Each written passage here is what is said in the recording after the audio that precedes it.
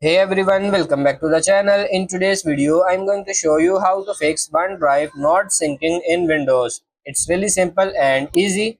So there are a couple of ways to fix this. The first solution is to head down in your taskbar and you need to right click on the OneDrive, click on the settings icon in the top right hand side and just press quit OneDrive.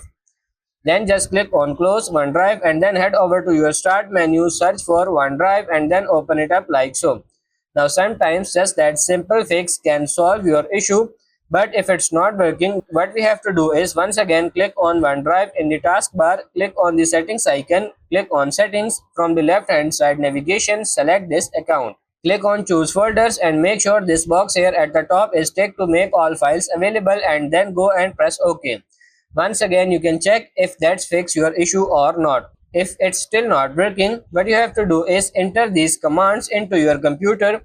Now there are three different commands here. You can try each one and this is basically just going to reset the OneDrive. So what I'm going to do is copy this first command at the top here by right clicking and press copy. Then head over to your start menu and search for run and then click on run icon. Now just go and paste that command inside of here and hit enter, and if you got this error message then you are going to need to try the second command.